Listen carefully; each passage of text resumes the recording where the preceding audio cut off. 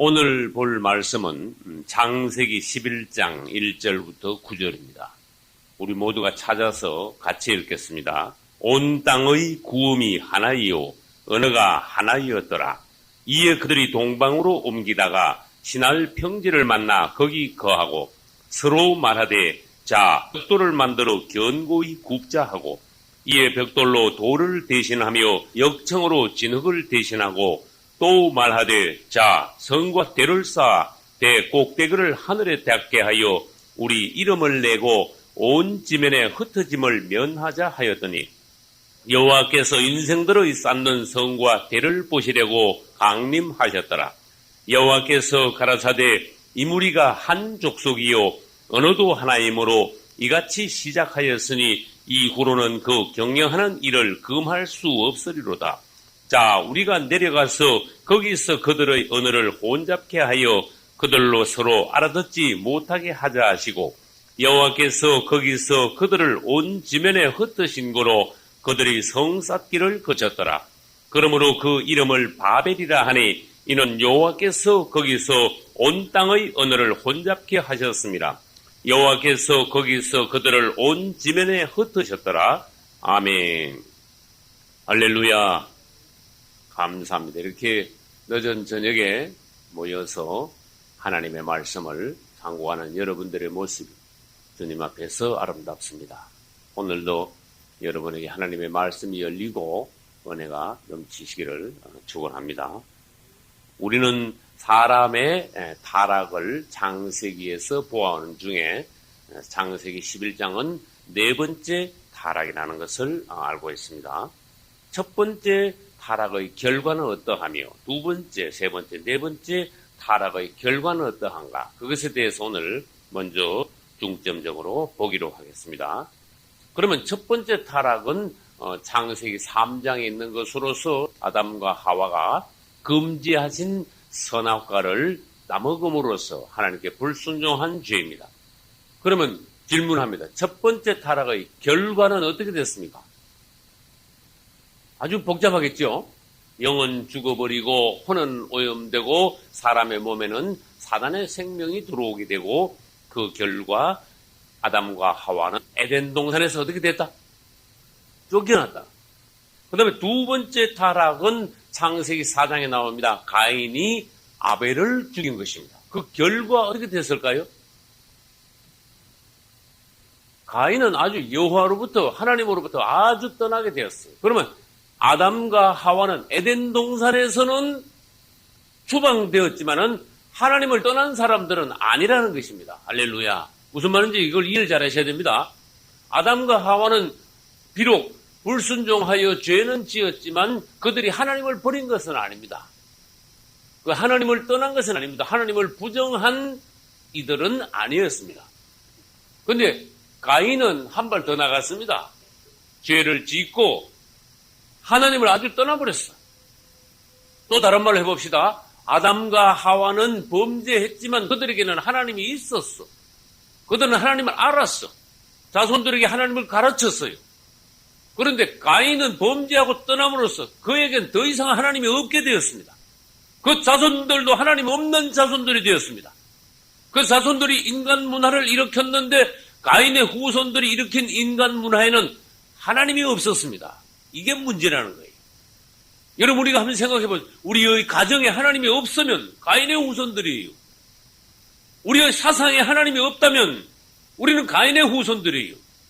우리가 무엇을 과학을 연구한다 합시다. 음악을 한다 합시다. 무슨 농사를 짓는다 합시다. 뭘 하든지 다 좋습니다. 학생들을 가르치든 목회를 하든 우리가 하는 모든 일에 하나님이 있어야 돼. 거기.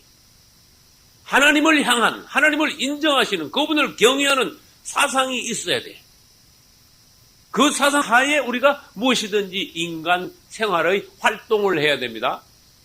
근데 가인의 후예들은 하나님 없어. 하나님을 몰라. 그게 가인의 후손들. 그래서 하나님 없는 노선, 가인의 노선이 생깁니다. 아벨의 후예들은 그래도 범죄는 하고 허물은 있고 하지만 그래도 그들에게는 하나님은 있었다. 할렐루야. 이제 두 번째 타락의 결과는 하나님을 아주 떠나 하나님이 없는 그들의 세계로 나아갔어요. 세 번째 타락의 결과는 무엇일까요? 세 번째 타락은 창세기 6장에 나옵니다. 사람들이 막 뒤집다 섞여버렸어. 하나님의 아들들과 사람의 딸들이 막 섞였어. 이건 성적 문란이에요. 세상 말로 쉽게 말하면 순종하고 잡종하고 막 섞여버린 거야.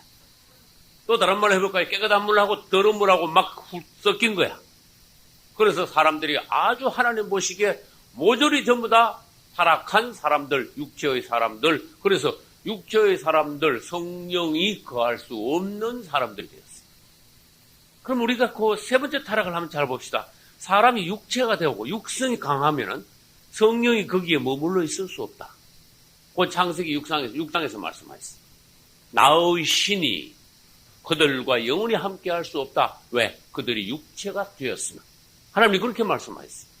그리고 우리는 이제 우리 안에 있는 이 육성을 제거함으로써 그분의 성령이 우리 안에 더 충만하게 다시 이제 되돌아오게 해야 돼.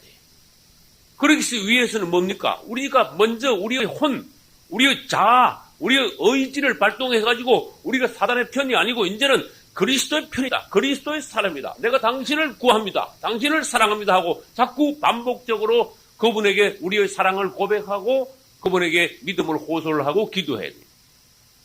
그분을 자꾸 불러야 돼. 그분의 편에 서야 돼. 그럴 때 우리는 어떻게 할 수 있습니까? 사단으로부터 점점 멀어지고 그분으로 점점 충만해질 수 있습니다. 이거는 뭔가 바뀌는 겁니다. 가인의 후예에서 아벨의 후예로, 가인의 노선에서 아벨의 노선으로 돌아오는 그러한 역사입니다. 세 번째 사람들이 결과 무슨 일이 일어났는가 하면 땅에 아주 홍수 심판이 일어났어. 노아의 8가지 외에 사람들이 다 죽게 되었어. 이거는 끔찍한 심판입니다.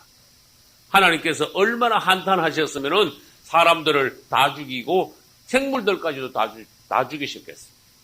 세 번째 타락은 사람들을 홍수로 심판하시고 성령이 사람들에게서 떠나셨다. 이것이 세 번째 타락의 결과입니다. 결과.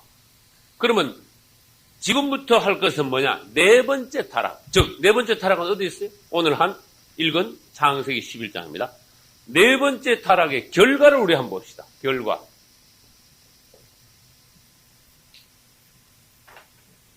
이 창세기 11장을 읽어보면은 타락 결과가 나옵니다. 언어가 어떻게 됐을까요?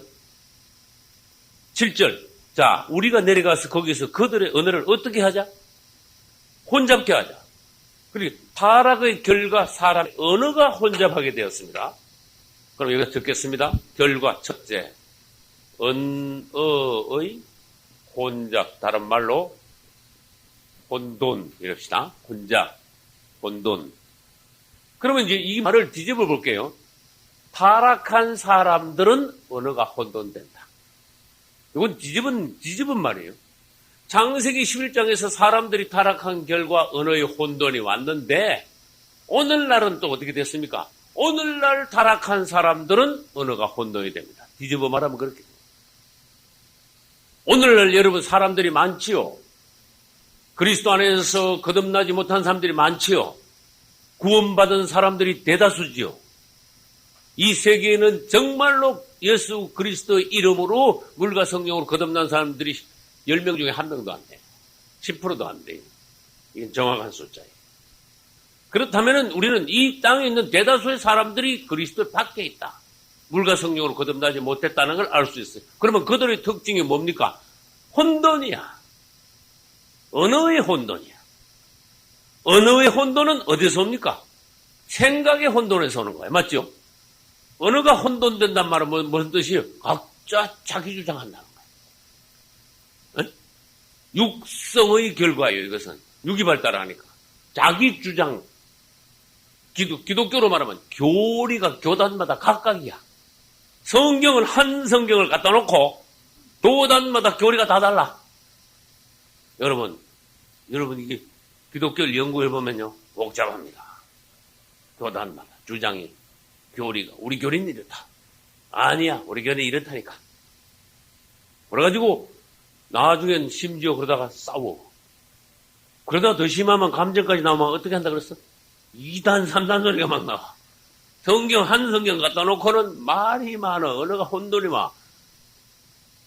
이게 저주야. 바벨에서 나온 저주. 성경은 하나님께서 그렇게 말씀하셨어요. 너희는 다 같은 말을 하라. 그리스도 안에서, 하나님의 말씀 안에서, 성령 안에서 너희가 은혜 받으면은 하나님의 뜻을 안다면 어떻게 다른 말을 할 수 있냐? 하나님의 뜻이 10갈래냐? 하나님이 싸우라 그랬냐? 하나님이 이렇게 말씀하셨다 저렇게 말씀하셨냐? 근데 너희들은 말은 왜 10명이면 10명 다 다르고 100명이면 100명 다 천지 차이냐?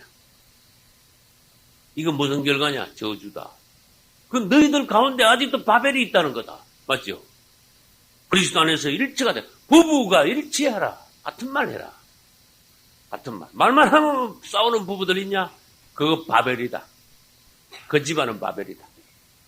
그래서 언어의 혼돈이라는 뭔가만 사람들이, 타락한 사람들이 자기 주장만 자꾸 내세운다. 타락한 사람들은 하나님이 없으니까 내가 최고야. 내 주장이 오라. 내 주장대로 끌고 나가야 되겠어. 자존심이 세가지고 남 하는 대로 따라가지고 안 돼.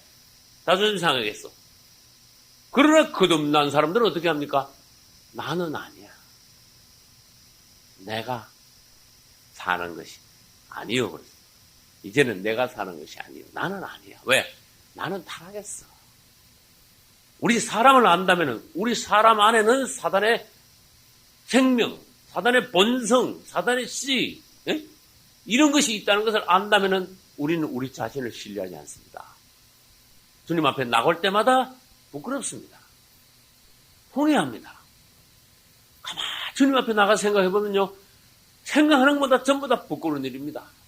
어제도 오늘도 우리는 말로 생각으로 행동으로 계속 실수를 남깁니다. 실수를 많이 남기나 적게 남기나 강하냐 약하냐 여기 따라 그렇지 계속 실수합니다. 나는 실수 안 할 것입니까? 나도 맨날 실수합니다. 나는 부족한 것입니다. 그렇습니까? 나도 맨날 부족합니다. 왜? 우리 사모님이 나한테 100% 만족을 안 하니까. 그건 봐도 알게 되죠. 우리 예수님이 오신다면은 우리는 그분에게 100% 아니라 1000%, 1000% 만족할 거야. 근데 우리는 안 그래. 우리 이 땅에는 우리는 인간이기 때문에 그분과 같이 못해요. 부족한 게 많아요. 그러면 내가 뭘 말하느냐? 우리 부족한 우리가 주님 앞에 나오면 한없이 부끄러운 우리가 무슨 내 주장을 계속하냐? 그 말. 주님 보시기에 뭐라 하시겠냐? 네 생각은 내려놓고 네 주장은 이제는 그만 내세우고 그분의 뜻이 무언가 고려하라. 할렐루야. 하나님의 마음, 그분의 중심, 그분의 갈망은 어디에 있냐? 그것을 안다면은 네 말은 이제는 안 할 거다. 자, 여기 이제 여러 사람이 있습니다. 우리가 무슨 의논을 합니다. 그러면 기도를 많이 한다 합시다. 여기 있는 모든 수십 명이 다 기도를 한다 합시다. 무슨 문제를 놓고 의논하다가 기도하고 우리 하나님의 뜻을 의논합시다. 그리고 기도해요. 그러면 정말로 깊이 기도하고 정말로 기도 중에 하나님을 만난 사람들은 의논하면요 1분도 안 가. 왜? 하나님의 뜻이니까. 하나님의 뜻이 거기 있으니까 뭐 이야기할 게 뭐 있어. 하나님의 뜻이 거기 있는데. 그런데 기도 안 하고 육성이 가난한 사람은요, 강한 사람은 20명이면 20명, 30명이면 30명 다 틀려. 그래서 하나님의 어떤 뜻이 그들을 통해서 나타나지 않아요. 대통령 선거 안 되면 민주주의가 좋은 거겠지. 방법이 없으니까 안 믿는 사람들은 민주주의로 하는 거야. 근데 원칙은 뭐냐? 기도하여 하나님의 뜻이 뭔가 그걸 묻는 것이 그게 신주주의, 하나님주의야. 할렐루야. 그래서 모든 일에 우리는 무슨 결정을 하기 위해서는 내 생각을 내놓지 마라. 내 의견은 자꾸 내세우지 마라. 네 주장을 하지 마라. 하나님의 뜻을 먼저 발견하라. 그러면은 뭐가 없어진다? 언어의 혼돈이 없어진다.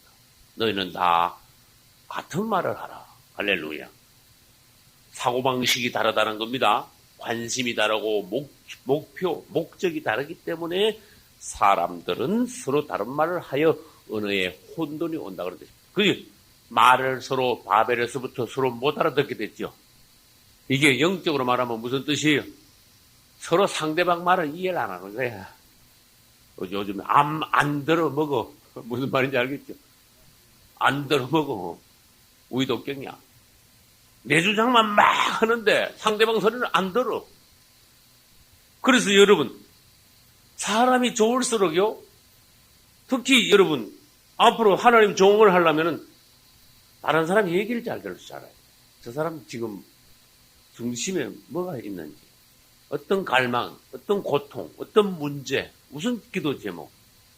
그걸 알기 위해서는 정말로 깊은 종들이라면 그냥 이렇게 봐도 뭐 대체로 알겠지. 그러나 우리는 남이 말할 때 깊이 관심을 갖고 사랑을 갖고 들어줄 줄 아는 열린 사람, 허용하는 사람이 돼. 그냥 남은 괴로운데도 듣기 싫어. 그런 식으로 한다면 우리는 종의 자격이 없습니다. 우리는 남의 말을 깊이 들어줌으로 말미암아 그 사람의 깊은 속을 우리가 알아내고 그 다음에 그 사람의 필요를 채워줄 수가 있어요. 할렐루야. 언어의 혼돈이란 말은 논쟁한다 그런 뜻입니다. 오늘날로 말하면. 교리를 가지고 서로 싸우는 게 그게 언어의 혼돈이에요. 하나님의 뜻을 알면 안 싸운다 그랬죠. 그러면 왜 싸운다 그랬죠? 육성이 강한 사람일수록 서로 자기 주장하느라고 싸운다 그랬어요. 그래서 그것은 사단으로부터 나온 겁니다. 제가 창세기 1장 2절을 한번 보겠습니다. 땅이 뭐하고? 우린 창세기 1장 2절을 이미 했죠. 창세기 1장 2절에는 땅이 뭐하다 그랬어요? 땅이 혼돈하고 일어났어요. 혼돈. 여기 창세기 11장에는 언어가 혼돈이 한 게 오는데 창세기 1장 2절에는 땅이 혼돈한 게 왔어요. 혼돈이란 말은 뒤죽박죽이 엉망진창이 된 거라 그랬어요. 막 방을 막 도둑놈에서 왕창 어지러 놓으면 방이 막 엉망이 되겠죠? 이게 혼돈이야. 정리되지 않은 상태. 이 땅의 언어가 혼돈이 되면 뒤죽박죽이면요. 하나님의 창조의 질서까지도 무너지는 거야. 사람이 언어가 혼돈인 사람들은 그 안에도 뭐예요? 질서가 안 잡힌 사람이야. 하나님을 따라서 그 언어가 분명해야 돼. 그래서 창세기 1장 2절의 혼돈이나 창세기 11장의 혼돈이나 사실은 같은 혼돈이야. 하나님은 없는 사단의 어떤 개입으로 인한 질서가 무너지고 파괴된 그러한 혼란 상태. 그것이 혼돈입니다. 혼돈하면 어떻게 돼요? 땅이 혼돈하고 공허하고. 말만 많았지 땅이 혼돈하고 하면은 창세기 1장 2절 공허하고 그랬죠. 공허하지. 그게 말만 많았지 사실은 그 안에 하나님께서 보시기에 아무것도 없는 거예요. 말만 많았지 아무것도 없는 사람들 있죠. 그게 하나님 보시기에 혼돈하고 공허한 사람. 그 다음에 흑암이 그랬어. 그 말 많은 사람들이 자기 주장만 하는 사람들이 사실은 흑암 가운데 있어. 생명이 없어. 흑암이 깊음 위에 있다. 우리는 주님 안에서 주님의 뜻을 말할 때 그 사람의 말이 혼돈이 아니라 분명하다는 거. 질서 정연하고 흑암이 아니라 빛이라는 거. 우리 주님께서 오셔서 말씀하실 때는 1장 2절에 반대의 상황이 나타납니다. 할렐루야. 그래서 이제 첫 번째, 네 번째 타락의 결과, 첫째, 언어가 혼돈되고. 자, 그럼 언어가 혼돈됐단 말은 알아듣기 쉽게 말합시다. 서로 하나님이 저주하시니까 일하다가, 무슨 일 하다가? 바벨탑 쌓다가, 예를 들어서 수천 명이 바벨탑을 쌓다가, 다 말이 갑자기 안 통해. 이거 무슨 희한한 일이 벌어졌죠. 이번에 미국 가보니까 말 안 통하니까 그거 답답하대. 손짓, 발짓이 막 다 나오고, 비행기에서부터 답답하대. 네? 호텔에 가서도 답답하대. 그러면 항상 어떻게 해야 돼요? 할 수 없이 통역을 때려다녀. 항상. 설교도 통역을 해서 통역을 세워서 해야 돼요. 그래, 여러분 한번 생각해봐요. 여기 수십 명이 모이는데 수십 명이 말이 다 틀려봐. 이거 모이지 앉아서 얘기도 내가 말하고 여러분 못 알아듣어. 예. 그거 여러분 축복이 아닙니다. 말이 서로 다틀리가 서로 못 알아듣는 건 축복이 아닙니다. 저주입니다. 바벨에서 그게 시작이 됐으니까, 맞죠? 바벨 이전에는 언어가 몇 개였다? 하나였다. 언어가 구음이 하나예요. 언어가 딱 하나밖에. 온 지구상에 있는 사람이 말을 다 알아들었겠, 옛날에는. 성경에서 말씀해요. 거기서부터 하나님을 배반하다가 언어가 왕창 갈라져 버렸습니다. 내 말은 네가 못 알아듣고 네 말은 내가 못 알아듣고. 이게 뭐예요? 그 결과, 야, 일하다가 이거 일도 좋은 일 했어요? 하나님 반역하는, 대적하는 나쁜 일을 하다가 완전히 말이 다 틀리니까 일을 서로 할 수 있어요, 없어요? 그러니까, 야, 안 되겠다. 말이 안 틀리고 헤어져야 되겠다.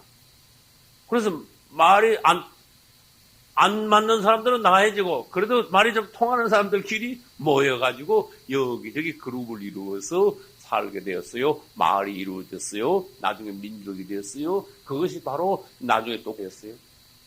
그럼 그걸 오늘날 한번 바꿔볼까요? 기독교가 처음부터 여러 개였어요? 하나였어요?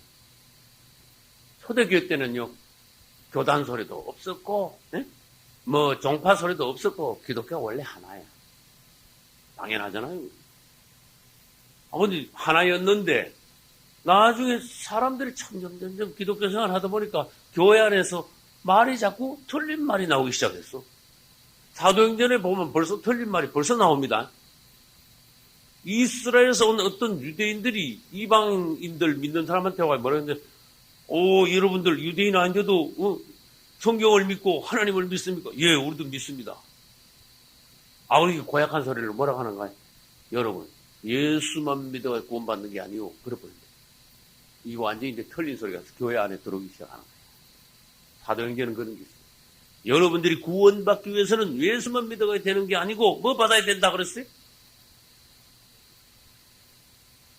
아니야. 들었던 소리를 했다니까. 유대교인들이 기독교인들한테 와가지고 유대교인들이 이방 기독교 초신자들한테 와가지고 잘 모르는 초신자들한테 와가지고 당신들 성경 읽어봐. 그래놓고는 구약시대에 있는 할례를 갖다 들이댄 거야. 모세의 율법을 따라 할례를 받아야 구원받을 수 있다 이래버렸네. 그러놓고 성경을 갖다 대냈네. 성경에 할례 받아라 그랬네. 할례 안 받은 사람 이스라엘에서 끊쳐진다 그랬네. 맞는 말이야 다. 그럼 지금도 할례 받아야 되는가? 2007년 지금 아니잖아요, 그죠? 그러니까 2000년 전에 초대교회 시대 또 시대가 바뀌었다는 걸 그 사람들이 모르고 그때 뭐라 했는가 하면 당신들 구원받으려면 할례 받아야 돼. 내가 지금 무슨 말 하려고 그럽니까? 교회에 다른 게 들어오기 시작했다 이거야. 교회 안에서 같은 말만 하는 게 아니고 다른 말 하는 사람들이 들어오기 시작했다 이거야. 전에도 내가 그랬죠. 그래서 종말론 연구하다 보면 전천년설이 어떻고 후천년설이 어떻고 무천년설이 어떻고 내가 뭐 계속하면 여러분 알아듣겠습니까? 그런 거 환란 전 휴거설, 환란 후 휴거설, 중간 휴거설, 부분 휴거설 정신이 하나도 없지. 그러면요. 이게 뭐냐? 사람이 만들어낸 혼돈이야. 언어의 혼돈이야. 하나님의 뜻은 하나야. 하나님은 이랬다 저랬다 하신 분이 아니야. 하나님의 뜻은 하나인데 사람들이 연구를 하다 보니까 딴 소리를 자꾸 하기 시작한 거야. 그래서 우리 기독교 내에서 교리가, 언어가 하나가 되는 것을 우리가 연습해야 돼. 내 주장 가지고만 성경을 연구하지 말고. 그럼 저도 말하겠습니다. 저도 종말론 계시록을 연구하여 발표했지만 내가 발표한 모든 것이 100%는 아니라고 나는 100%라고 주장은 안 하겠습니다. 만약 제가 연구하여 발표한 것 중에 부족한 것이 있다면 부디 여러분이 더 기도하고 더 연구하여 거기다 더 높은 더 깊이 들어간 성경 연구를 하시기를 부탁드립니다. 할렐루야. 그래서 이 언어의 혼돈의 결과는 두 번째, 흩어져 버렸어요. 맞습니까? 흩어짐. 그럼 기독교로 말해봅시다. 바벨탑 쌓다가 언어가 혼돈되어 뿔뿔이 흩어진 것과 같이 오늘날 기독교도 교리가 달라가지고 같은 크리스찬이라고 하면서도 여러 말들 하는 사람들은 결국은 어떻게 된다? 기독교 내에서도 서로 흩어지게 된다. 부부도 자꾸 딴소리만 하면은 갈라지게 된다. 성도들 간에도 자꾸 딴소리 하면은 서로 갈라지게 된다. 그래서 우리는 주님 안에서 같은 말을 하는 것을 배워야 됩니다. 기독교 내에 너무 언어의 혼돈이 많기 때문에 교단도 그만큼 많이 갈라졌다. 그런 뜻이. 그리스도 안에서 하나 되는 것을 연습하지 않는다면 기독교가 이 상태로 계속 간다면 주님 오시는 날 우리는 기독교가 아니라 바벨입니다. 그렇게 됩니다. 바벨은 저주라 그랬습니다. 하나님께서 저주하셨기 때문에 언어가 혼돈이 왔습니다. 그래서 자 그러면 바벨론의 특징이 뭔가 보겠습니다. 바벨론의 특징. 저는 계시록 할 때 바벨론의 반대는 예루살렘입니다 이랬어요.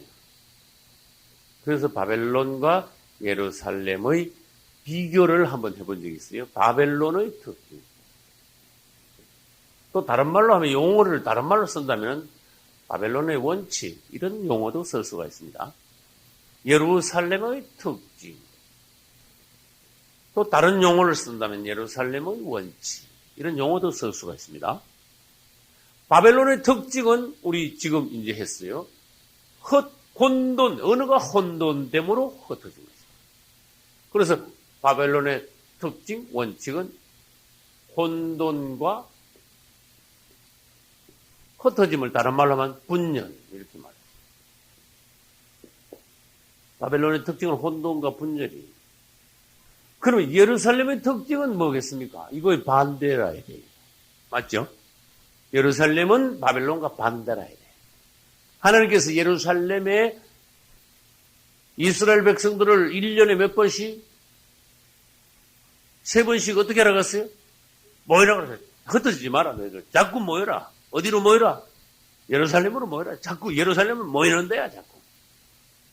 그러니까 예루살렘은 모여서 연합과 하나 되라. 일치. 이렇게 돼.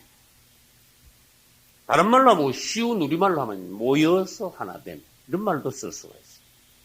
그래서 여러분들이 정말로 하나님의 백성이고 주님의 은혜를 받았다면 여러분들은요 자꾸 다른 사람들하고 연합하는 걸 배워요. 하나 되는 걸 자꾸 배워요. 남을 포용하는 걸 배워요. 기독교인들이 다른 종교 어떤 종교인들보다 어떨 때는 내가 보니까요 더 옹졸해. 너무 다른 사람들 용납을 못해. 너무 잘 갈라져. 꼭 막힌 것 같아 사람들이. 그래서 난 부끄러운 게 뭐냐. 이야 어떤 종교보다 기독교인들이 사람들이 더 수준이 낮구나. 더 원수가 더 빨리 지고 더 쉽게 갈라져. 한 번 갈라지면 다시는 그냥 화해할 줄도 모르고. 이거 보통이 아니다. 하나님 보시기 보통이 아니다 이거. 그래서 우리는 예루살렘에 모여가지고 연합하고 일치하는 것, 그리스도 안에서 하나님의 은혜로 일치하는 것을 배워야 돼요. 여러분 누구를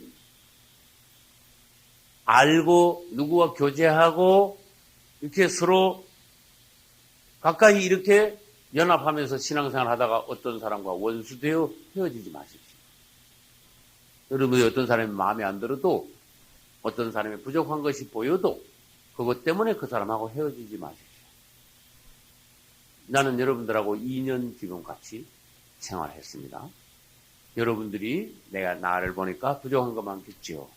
그러나 내가 여러분 앞에 부족한 것이 보인다 해서 여러분들이 나와 교제를 끊는 것은 하나님 뜻이 아니에요. 그런 거 가지고 교제 끊으라고 하나님이 말씀하지 않아요. 왜? 그러면 온 땅에 60몇 억이 다 원수가 돼야 돼. 그리스도인들이 그거 하나 용납 못 해가지고 내가 이거 보고 내 마음에 안 든다고 교제 끊어버리고 갈라서버리고 심지어 원수가 되고 그게 무슨 그리스도인이냐? 딴 종교 사람들보다 더 못하다. 이렇게 됩니다. 그게 무슨 사랑의 종교냐? 그래서 그리스도인들이 수준이 낮으면은 이 땅의 다른 종교들보다 더 낮아지니까 교회가 이 땅에서 뭔가 본이 안 되는 거야. 그리스도인들이. 그래서 우리 그리스도인들은 수준이 올라가야 됩니다. 할렐루야. 여러분, 성숙해야 됩니다. 그리스도 안에서. 저는 전에 그런 간증을 한 게 있어요. 나는 부족합니다. 그런데 내가 아무리 주님 앞에 생각해도 사람들이 날 떠날 이유가 아닌데 나를 떠나는, 결정적으로 나를 나쁘게, 그 다음에 심지어 악담을 하면서 나를 떠나는 사람들을 나는 지금까지 목회하면서 여러 사람 봤어요. 그날 하나님께서 물어요. 주님, 저는 부족합니다. 그런데 사람들이 부족한 것을 놓고 왜 원수같이 헤어질까요? 이것은 마귀들이 좋아합니다. 여러분, 사람과 쉽게 헤어지지 마시오. 그러면 뭐만 옵니까? 혼돈과 분열만 옵니다. 그게 우리가 바벨 안에 있다는 것밖에 안 됩니다. 다른 사람들을 자꾸 포용하세요.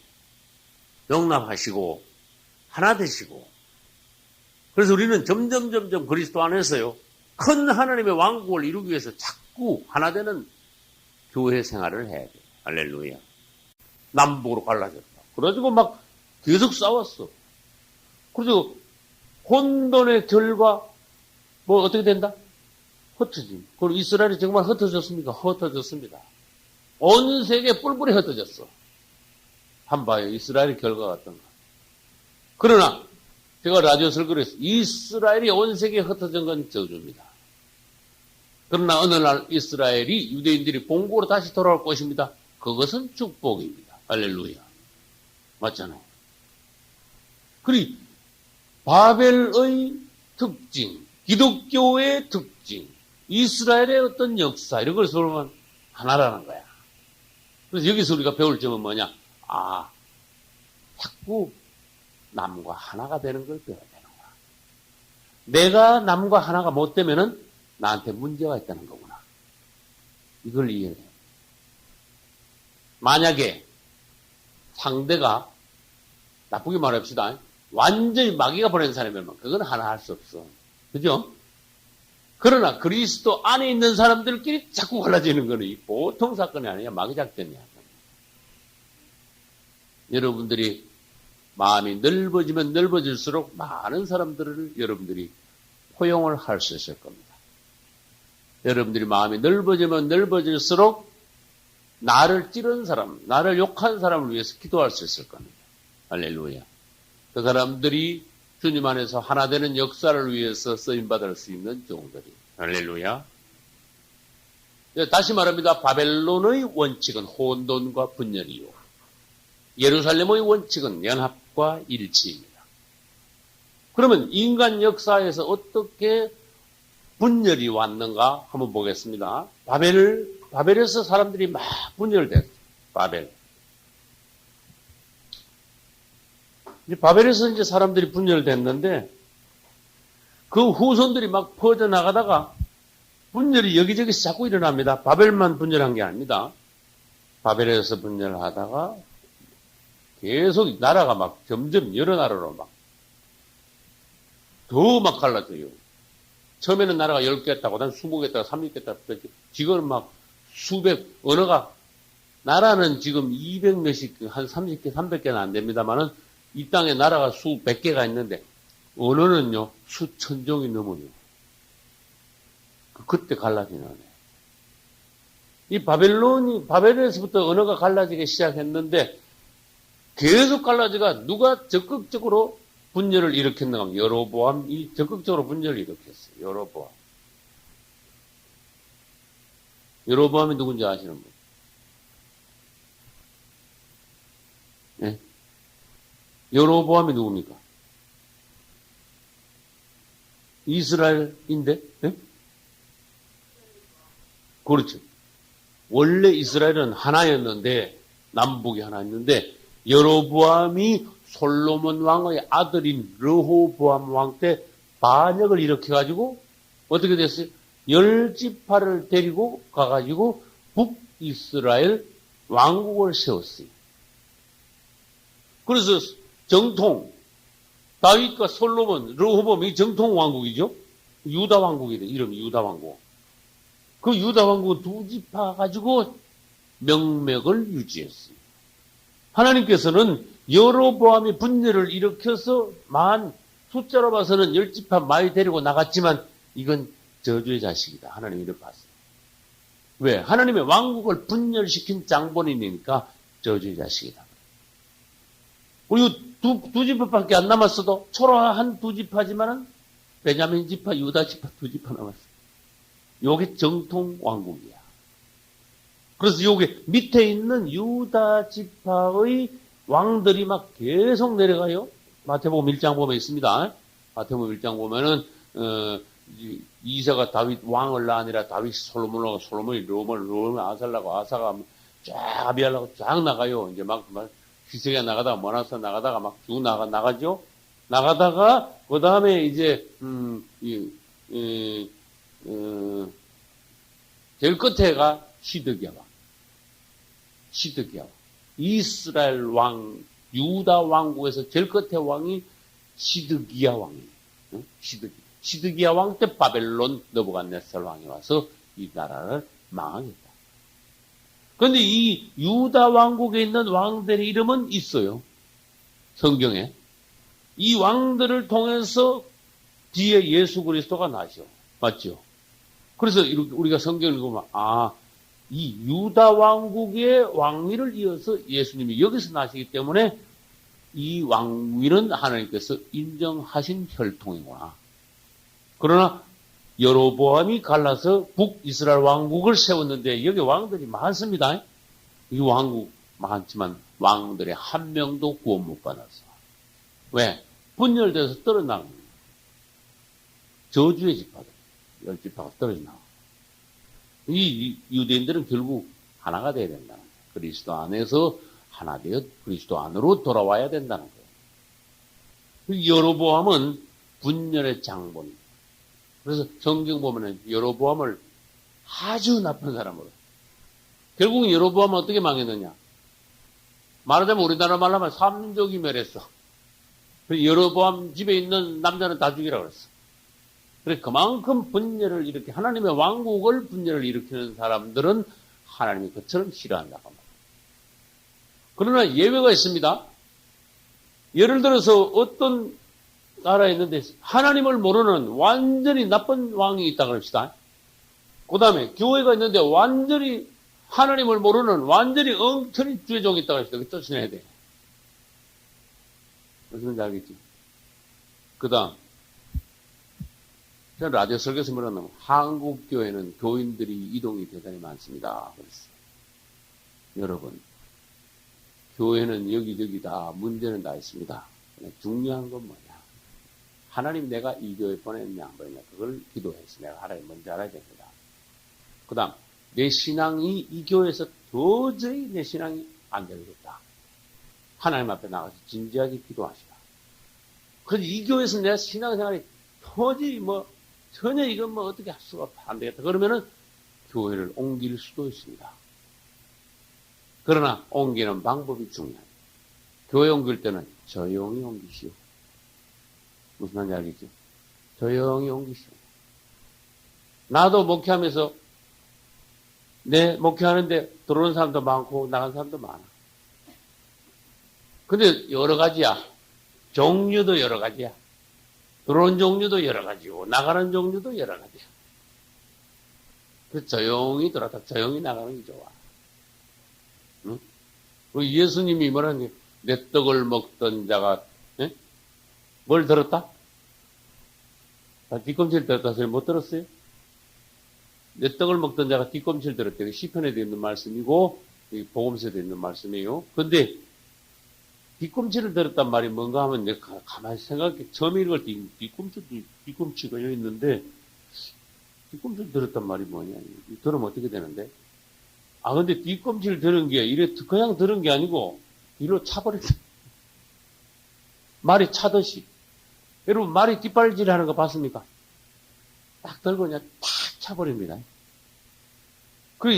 내 떡을 먹던 자가 뒷발로 나를 찼다. 이 무슨 뜻인가 생각. 몇 년 동안 내 설교 듣고 구원받고 은혜받고 성장하더니 어느 날 크니까 아이고 이제 이영 목사 설교 지겨워 못 듣겠네. 예를 들어서 이제 이영 목사 맨날 했던 소리만 하네. 예를 들어서 여기서 더 들을 것도 없네. 뭐 맨날 이 교회 나와야 아이고 그렇고 그러네. 이러면서 공개적으로 다른 사람들한테 불평을 얘기하면서 주의 종에게 악담, 상처를 주고 나가는 거는 뭐냐? 실컷 내 설교 몇 년 듣고 커가지고 좀 크니까 세상 말로 해볼까? 약간 뭐가 부었어. 부어가지고 말도 이제 초신자 때는 전혀 엄두도 못 내던 말도 아주 담대하게 해. 그러더니 웬걸 뒤꼽치 들고 나를 차버리고 나가는 사람들도 나는 봤다. 그러면 안 돼. 조용히 나가. 교회는 조용히 옮겨라. 따라서 조용히 옮겨라. 조용히 옮겨라. 그러면요, 하나님 앞에 난 이 문제, 내가 목회하면서 교회 옮기는 문제에 대해서 기도를 왜 안 했겠어? 생각해봐요. 그 주님 말씀이 교회 옮기는 건 죄가 아니다. 주님 그러셨어요. 그러나 옮기는 방법이 문제다. 하나님 뜻은 거기에 있는 거예요. 무슨 말인지 알겠죠? 옮기는 방법이 문제다. 우리는 이 기독교 내에 혼돈이 없어야 돼요. 혼돈이. 기독교나 또 이스라엘이나 분열시킨 장본인이 있어요. 이스라엘은 누가 분열시켰느냐? 여로보암이 분열시켰어요. 기독교는 누가 분열시켰느냐? 주의 종들이 분열시켰어요. 난 지난주에 내가 여기서 설교를 하면은 이게 녹음이 돼가지고 다른 여러분들이 또 듣습니다. 듣고 같이 은혜를 받습니다. 이번 주에 저는 초에 저쪽에서 대전 시내에서 이 신학교 설교를 계속 테이프로 듣는 어느 모 집사님과 식사를 같이 했어요. 이분이 참 성경에 대해서 아주 깊은 관심을 갖고 성경을 깊이 알기를 열망하는 분입니다. 나는 그것은 무슨 말을 했는가 하면 저는 집사하면서 집사님, 내가 보기에 오늘날 기독교의 문제는 분열이 너무 심하다는 것, 그 다음에 주의 종들이 난 제일 문제라고 봅니다. 주의 종들이 제일 문제. 내가 지금 왜 주의 종들이 제일 문제를 했는가 하면 평신도들은 분열을 못 일으켜. 주의 종들이 교단을 만들어. 평신도는 교단 만들 자격도 없고 만들 줄도 모르고. 심지어 어떤 사람들은요 10년을 다녔는데 우리 교단이 어디냐 그것도 모르는데 그거 좋은 거야. 아무튼 신앙생활 열심히 하는데 교단이면 그거 알면 뭐해. 그러니까 내가 무슨 말 하는가 하면 평신도들은 분열시킬 줄도 몰라. 근데 교단을 분열시킨 건 전부 다 100% 주종들이야. 그래서 예수님 오시면 누가 제일 먼저 심판받냐? 목사들이 제일 먼저 심판받아. 그래서 분열에 가담하지 마라. 그래서 나는 총회를 만드는 거는요, 여로보암과 같다고 봐. 그런데 이쪽 총회 있고, 여 총회 있고, 총회가 여럿 있는데, 할 수 없이 이쪽에 있다 저쪽 하는 거는 할 수 없는 거야. 내가 총회를 만들진 않았어. 몸을 이쪽에 담다가 저쪽에 이사를 한 거와 마찬가지. 난 처음에 순복음교단에 있었어요. 내가 원래 처음에는 서울 정영기 목사님 나온 순복음 신학을 나왔어요. 대조동에. 거기서 야간 4년제를 야간 동안 다 했는데, 야간 4년제를 제가 나왔습니다. 그러다가 3학년 구학기 때 제 고향에 가서 제가 개척을 했어요. 그런데 그때는 나는 순복음 교단에 있었어. 그러나 나중에 목사 안수 받기 전에 나는 장로교 생활을 다시 다녔어요. 그러니까 장로교 생활을 다시 다니니까 이게 교단이 바뀌더라고. 장로교에서 안수를 받게 됐어요. 장로교 신학을 하면서 거기서 강도 사고실을 보고 그 다음에 거기서 안수를 받다 보니까 장로교 목사가 됐어. 그러나 내가 순복음 교단에 속해 있다가 장로교 교단이 됐다고 하늘께서 나를 나무라시진 않았어요. 왜? 난 분열을 뭔지도 모르고 분열을 일으킨 사람도 아니야. 난 분열시키려고 할 의도가 내 안에 없어요. 그러나 어떤 사람들은요, 분열시키는 장본인들이 있어. 그게 나쁘다는 거야. 여러분, 긁어지는 거 조심하세요. 우리가 창세기 11장을 배우면 이거 확실히 알고 넘어가야 돼. 직장에서도 그래. 자꾸 파벌을 만들어내는 사람이 있어. 문제를 만들어내는 사람. 교회 내에서도 자꾸 이파저파를 입으로 자꾸 쪼아가면서 파벌을 갈라놓는 사람이 있어. 그래서 심지어 교회 내에서 목사파가 있고 장로파가 있고 이게 무슨 회개한 짓이야? 이게 마귀가 하는 짓이지 세상에 그런 짓이 어디 있어? 안 그래? 교회 내에서. 직장에서도 그러면 안 되는데. 그래서 전번에도 말했습니다. 기독교가 이 기독교 안에 오늘날 여로보암의 후예들이 너무 많다. 네? 옛날 여로보암이 한 놈이었는데 요즘은 여로보암이 참 여러 놈이 있다. 네? 주님 오시면 크게 심판받을 거다. 조심해야 됩니다. 그래서 여러분 전번에도 말씀드렸죠. 교파의식을 내려놓으시다. 나는 무슨 교다. 나는 무슨 교다. 이 교파의식을 내려놓으시다. 그리스도 안에서 예수 이름 안에서 우리 모두는 하나다. 네. 할렐루야. 이 여로보암 다음에는 이제 이 고린도서의 1장, 3장 이 부분을 보면은 고린도 교회가 갈라지는 장면이 나와요. 이게 창세기 11장 보면서 그걸 안 볼 수가 없어요. 고린도 교회가 갈라지는 것을 잘 보면은, 이야, 이 정신 차려야 되겠다, 오늘날. 근데 갈라졌는데, 어떤 교회가 어떻게 다 갈라졌는가, 그걸 연구를 해야 돼. 고린도 교회는 그 당시 바울이 개척했습니다. 고린도 교회, 에베소 교회, 빌립보 교회, 골로새 교회, 무슨 신학성경에 무슨 서 있죠?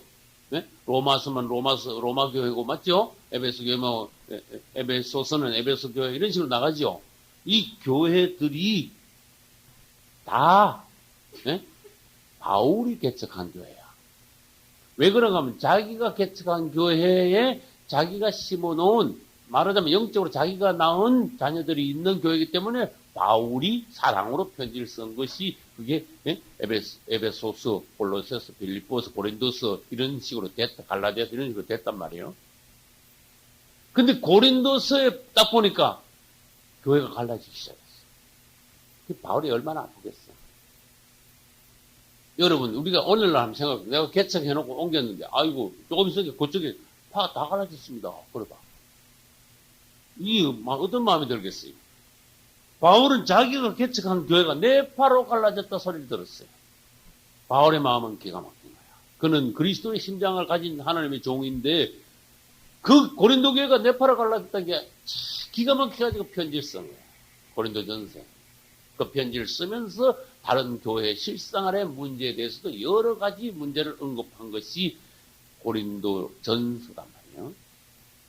그럼 아까 제가 말한 게 뭡니까? 어쩌다가 갈라졌냐? 그 말. 어쩌다 갈라졌습니까? 고린도 교회 무슨 사건이 있기 때문에 갈라진 거 아닙니까? 그죠? 가만히 있다가 아무 일도 없었는데 아무 말도 안 했는데 가만히 어느 날 아침에 갈라지는 거 말도 안 돼.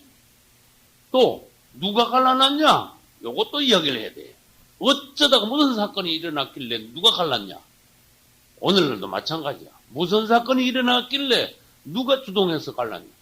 갈르고자 하는 누구의 마음 안에 생각 안에 갈라야겠다는 생각이 누구 안에 들어갔을 거 아니야. 맞아요? 요한복음 13장 1, 2절에 보니까 마귀가 벌써 가룟 유다의 마음에 예수를 팔려는 생각을 어떻게 했다? 집어넣어 버렸어. 그럼 오늘날 교단이 갈라질 때도 안 되겠다. 갈라야 되겠다. 마귀가 어떤 종의 마음에 교단을 가르고자 하는 여로보암의 마음과 같은 그런 생각을 집어넣었다. 그렇기 때문에 결과는 생각이 쏙 들어온 게 행동으로 나타나가지고 교단이 갈라집니다. 그러면 질문합니다. 고린도 교회에 무슨 사건이 있는데 누가 갈랐어요? 무슨 사건? 사건이 아니라 좋은 일이 벌어졌어. 바울이 개척한 교회 중에 은사가 제일 많이, 제일 강하게 나타난 교회가 무슨 교회다? 고린도 교회다. 지금으로 말하면요, 막 예배 드리면 막 정신없이 막 다 방언해, 막, 예언하고 방언하고 막 신유에서 나타나고 막, 영분별 나타나고 막, 능력이 나타나고 막, 믿음이 강하고 막, 말씀 좋고 막, 9가지 은사가 다 나타나니까. 은사가 안 나타났으면 안 갈라졌을 텐데, 은사 나타나고 몇 개로 갈라졌다? 네, 그러면 질문합니다. 누가 갈랐어? 누가 갈랐어요? 팔을 누가 갈랐어요? 내 팔은 여기가 성경에 나오는데, 누가 갈랐나? 은사 받은 사람이 갈랐어. 무슨 말인지 알겠죠? 그러려면 은사 받지 마. 이래야 돼. 무슨 말인지 알겠죠? 은사 받고 뭔가 갈르려면은 은사를 처음부터 받지를 말아. 이렇게 돼. 그래서 우리는, 은사 받는 것까지는 좋다. 왜? 안 받는 것보다 받는 게 좋다. 100번 좋지. 방언 안 하는 것보다 하는 게 100번 낫지. 물론이지. 맞죠? 방언만 합니까? 통변 안 하는 것보다 하는 게 훨씬 낫지. 그거 물어보면 뭐합니까? 유치원 애들 질문 같지. 그런데 그 뒤에 문제가 바로 온다. 이렇게 돼. 그거는 깨닫는 사람이 많지 않아. 은사 받으면 바로 내 자신한테 문제가 온다는 거, 그거는 잘 몰라. 은사 받아가지고 은사가 강하면 강할수록 교만이, 이건 암만 안 하려고 해도 교만이 자꾸 들어와. 인간이니까 그래. 마귀가 갖고 나오겠어. 어떤 여자 집사님이 담임 목사님보다 은사가 더 강하면요, 이야, 나중에 목사님이 점점 우습게 보입니다. 문제 생기겠어요, 안 생기겠어요? 그럼 그 집사님이, 은사 받은 집사님이 할 일은요, 무조건 겸손해야 돼. 아주 신중해야 돼. 그런데 한국 교회의 실정은 뭐냐? 여자 집사님들이, 권사님들이 은사 받으면요, 막 강하게 나타나면, 주님이 나를 쓰시나 보다. 언제 쓴다 그랬어? 거기서 충성하고 봉사하라 그랬지. 쓰시나 보다. 이러면서 나가가지고 대부분 뭐 해? 기도나 하면 교회 개척합니다. 그래서 내가 보기에는 여자들이 은사 받아가 기도원이나 교회 개척하고 뭐 안수받고 뭐 이런 것 중에 90% 이상이 엉터리야. 나는 이걸 녹음을 하면서 후대에 누가 들어도 나는 이건 장담할 수 있어. 여자들이 은사 받고 나가가지고 차린 거 있지. 그건 90% 이상 엉터리야. 그러지 마. 어떻게? 그 자리에서 죽어야 돼. 봉사해야 돼. 그 교회에서 은혜 받았으면은, 은사 받았으면, 능력 받았으면은, 그 교회 위해서 죽으라고, 거기에 위해서 쓰라고 하나님이 은혜 주신 거야. 할렐루야. 나가서 체력을 해. 그러나 100명 중에 몇 명은 있어. 헉시 가다가 진짜 하나님 일할 여정도 있어. 이거하고 다 아니란 얘기예요. 그런 거 보면은 여자들이 문제를 많이 일으켜. 은사도 잘 받지만은 문제도 많이 일으켜. 예. 예. 예.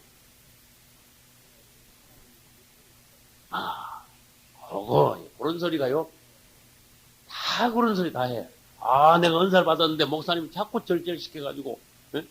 이거 심지어 이단 취급하고 나중에 그래가지고 도저히 못 견뎌가지고, 그 교회에서 나와가지고 신학을 해가지고 멀쩡했습니다. 이렇게 말해요. 여러분, 목사님께서 아무리 절제를 해도 나는 하나님께 내가 붙어 있다면 하나님은 나를 통해서 어떻게 하시는 그분이 일을 하시게 돼 있어. 여러분, 목사님이 절제시킨다고 나가서 개척하라 소리는 아니에요, 하나님이. 자, 다시 말해봅시다. 목사님이 절제를 시키면은 절제를 당해주는 게 좋아. 좀. 그것도 역시 하나님의 은혜가, 하나님의 역사가 좀 있지 않을까 하고 그것도 인정을 해줘야 돼. 할렐루야. 무슨 말인지 한번 잘 생각해 봐요. 그러면서 하나님 앞에 주님 제가 은혜 주셔 감사합니다.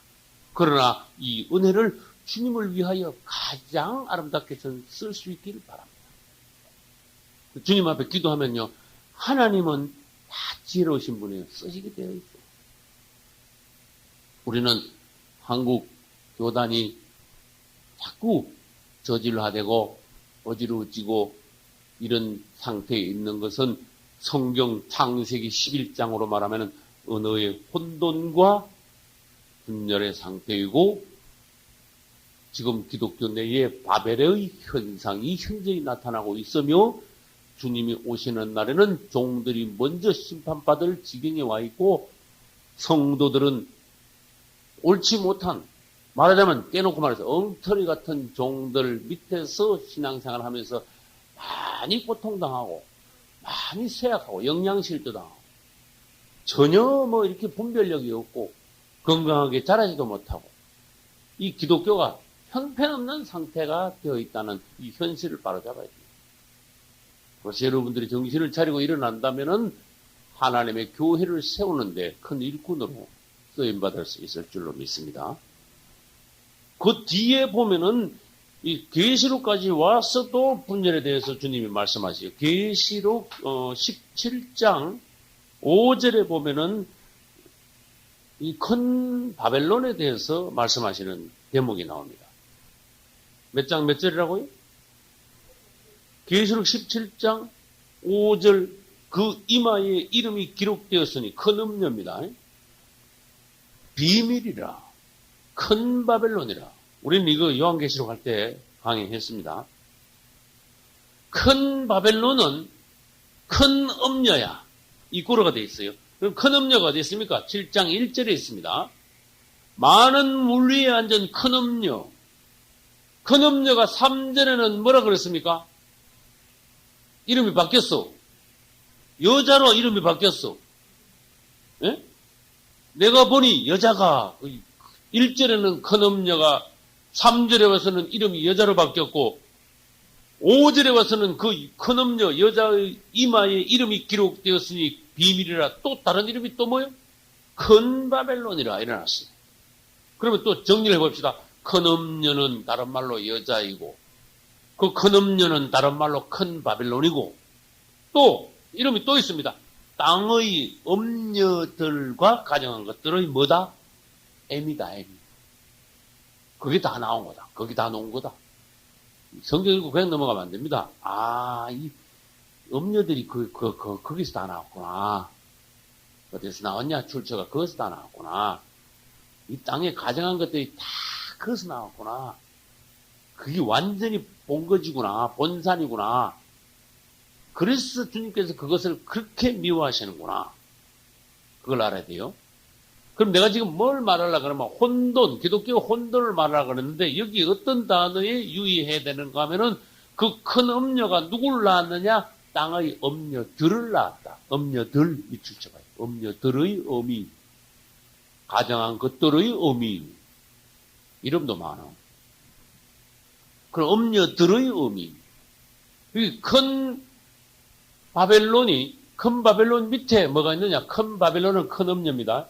그 밑에 뭐가 있는가 하면 음녀들이 있어. 아주 많은 음녀들이 있어. 음녀들의 숫자는 수백인지 수천인지 몰라. 아주 많아. 그리고 음녀들은 제 애미하고 똑같아. 하나님 보시기에 똑같이 미워하는 것들이야. 그러니까 음녀들이니까 복수지요. 이 복수니까 이게 뭐냐 하면은 기독교의 타락한 종파를 주님께서요 벌써 2000년 전에 말씀하신 거야. 우리는 오늘날 이 기독교의 혼돈을 정말 바로 볼 수 있어야 돼요. 기독교는 혼돈이야. 극심한 혼돈에 와 있어요. 기독교는 전체가 전부 다 회개하고 다른 이름을 다 내려놓고 그리스도 앞으로 돌아와서 완전 정말 하나가 돼야 돼요. 그렇지 않고는 이 관념이 없는 사람들, 종파, 아직도 파벌주의, 예? 교회들 간의 그 개교의주의, 파벌주의 의식 가운데 있는 여로보암의 후예들, 아직도 바벨의 그 역사 가운데 있는 그런 그리스도인들은 주님 오시면 심판받게 돼 있어요. 나는 성경 연구보다 뭘 받는가 하면, 종파 의식에 사로잡혀 있는 사람들은 주님 오시면 휴거되기 어렵겠구나. 내가 예수님이라도 그런 것들은 안 데려갈 거다. 내가 그렇게 생각했어요. 종파 의식에. 그래서 우리부터 지금 이 자리에서 나는 장로교인이 아닙니다. 나는 침례교인이나 나는 감리교인이 아닙니다. 나는 그리스도인입니다. 이렇게 말해요. 할렐루야. 다른 이름, 그리스도, 예수라는 이름 외에 다른 이름은 다 내려놔. 다 내빼버려. 예, 그리스도 교가 있죠. 그죠? 그건 교단 이름에, 우린, 다른 말로 볼까요? 나는 크리스찬입니다. 그리스도의 사람입니다. 할렐루야. 난 그리스도의 사람입니다. 그래서 다른 이름을 쓰지 마라. 다른 이름을 쓰면 그것부터 뭐가 온다? 분열이 온다. 그런 뜻이에요. 분열이 온다. 그래서 여러분들은 주님 안에서 이제 자꾸 하나 되는 걸 배우고 성경을 통해서 흩어지는 건 저주구나. 부부가 주 안에서 하나가 되어야 되겠다. 성도들이 주 안에서 연합해야 되겠구나. 아무리 너는 그 은사, 나는 이 은사 받았다고 해서 은사 받아가지고 갈라져서는 안 되고 은사 받은 사람들끼리 연합을 한다면 놀라운 하나님의 역사가 일어날 것이다. 하나 되는 걸 배워야 된다. 할렐루야. 그래서 오늘날 이 교단들이 뭔가 하면은 이 음력들이라고 주님께서 성경에서 상징적으로 말씀하셨습니다. 제가 전에도 말씀드렸는데 다른 교단하고 기독교하고 한번 비교를 해보면은 우리나라의 불교도 종파가 있어요. 예를 들어서 조계종이니 뭐 천태종이니 하고 종파가 있습니다. 그리고 우리가 들어보지도 못한 불교의 종파도 여러 더 있어요. 그러나 불교 종파보다 기독교 종파는 수십 배 더 많아. 그걸 우리가 알아야 돼. 그 다음 한국에 선거 때만 되면 정당이 막 대선 때만 되면 정당이 생겼다 없었다 막 그런데 정당 수보다 교단 수가 어떻다고 해요? 더 많지요. 그 정당 수가 한국에 암만 많아봐야 뭐 10개나 11개 더 됩니까? 그 정당에서 대통령 후보를 내니까. 그것도 뭐 대부분은 막 여러 개는 대통령 선거하려고 만들어낸 정당 아닙니까? 그냥 몇 사람이 모여가 만들어낸 거 아닙니까? 그렇게 따지면은 한국의 정당 수가, 진짜 정당 수가 6개밖에 안 된다는 얘기죠.